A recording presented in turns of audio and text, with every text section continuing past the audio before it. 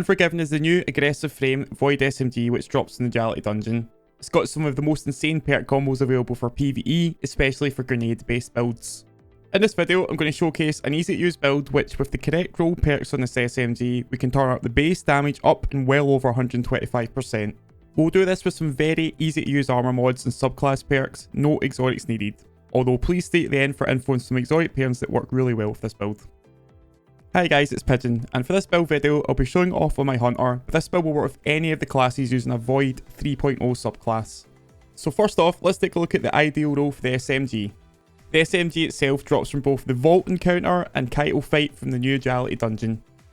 For barrel and mag options, my ideal role would include Corkscrew Rifling with Tactical Mag or Alloy Mag, but anything will suffice here as long as we have the third and fourth column perks. Jumping right over to column 4, we're looking at damage perks first of all, as this will be a must have for our damage potential. It can roll Frenzy or even Rampage, which are good damage dealing perks, but they won't work with what we're trying to achieve here today. Golden Tricorn offers a 50% damage increase, but requires setup as in getting a weapon kill first, then an ability kill, which only lasts 10 seconds, and it can't be refreshed. I'll add more on this perk towards the end of the video. Adrenaline Junkie on the other hand requires we get a grenade kill to give us a ×5 multiplier for a 33% damage increase. And it can be refreshed and kept up as long as we're getting weapon kills or grenade kills. So try and lock that in for today's build. For column 3, I'm going to cut straight to the chase. We are looking to pair our column 4 perk, Adrenaline Junkie, with the perk Demolitionist. Kills with this weapon refill grenade energy, throwing a grenade reloads this weapon from reserves. So you've secured your shiny God Roll SMG. I'll be using this insanely lucky roll for today's video, so moving on, let's take a look at our subclass menu. We'll be using the Void subclass in all characters, and for Titans and Hunters this can consist of any of the aspects as long as we slot 3 specific fragments. Warlocks, you should definitely take advantage of the Devourer aspect here as it will play a big part in the build. For fragments, we are looking to use Echo of Instability. Grenade Final Blows grant us volatile rounds for 10 seconds. Echo of Starvation. Collecting an Orb of Power procs Devour. Warlocks, this is completely optional for you. And finally, Echo of Persistence to increase the duration of our grenades. I'll be using Vortex grenades as they're the most ideal for this build. Moving on, let's look at our mods to be slotted in each armor piece. On your helmet, we want to slot a Harmonic Siphon mod, and in the combat mod slot, we're using an Elemental Charge mod. Onto the arms, we will equip the Elemental Ordnance mod. Grenade kills spawn same subclass elemental wells, which you could also use a stasis armor piece with Grenade Kickstart to maximise grenade recharge. For your chest piece, we're adding the High Energy Fire mod. High Energy Fire gives us a 20% damage increase to our weapons while we're charged with light. On your legs, we'll ensure we have a Font of Might mod, as well as using Innervation mods to charge up our grenades. Font of Might grants weapons of the same element as our subclass 25% increased damage for 10 seconds when you pick up an elemental well of the same type. More importantly, it can stack with High Energy Fire as well. Lastly, for our class item, we'll be using the Seasonal Artifact mod Radiant Orbs. Guarding an Orb of Power makes us Radiant.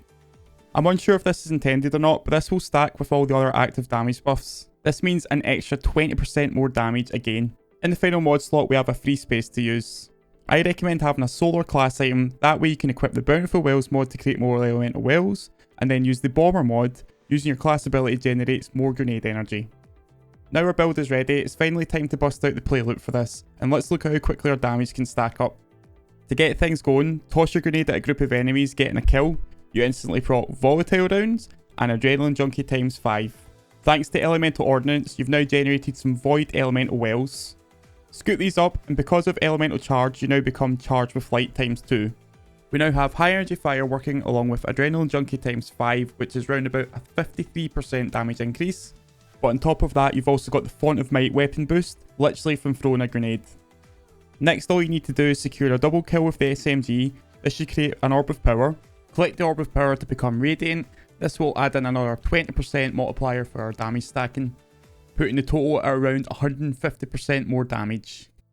This also activates the Devour, which will allow us to heal on kills, as well as recharge your grenade energy for each kill. The damage is insane, you can melt through majors in seconds. All this footage, I was trying this out in Gambit, and everything becomes a pushover with the insane raw damage. A note on Golden Tricorn, while it does actually give us the maximum possible damage value, I just think relying on extra ability kills makes it more fickle to use over things like Adrenaline Junkie, which the damage ramps up on kills, or simply getting a grenade kill. Because of all the working parts of this build has, I personally think it's worth leaning into, even though it's based around just one weapon. You could add in Ashes to Assets on your helmet to reduce your super cooldown on grenade kills.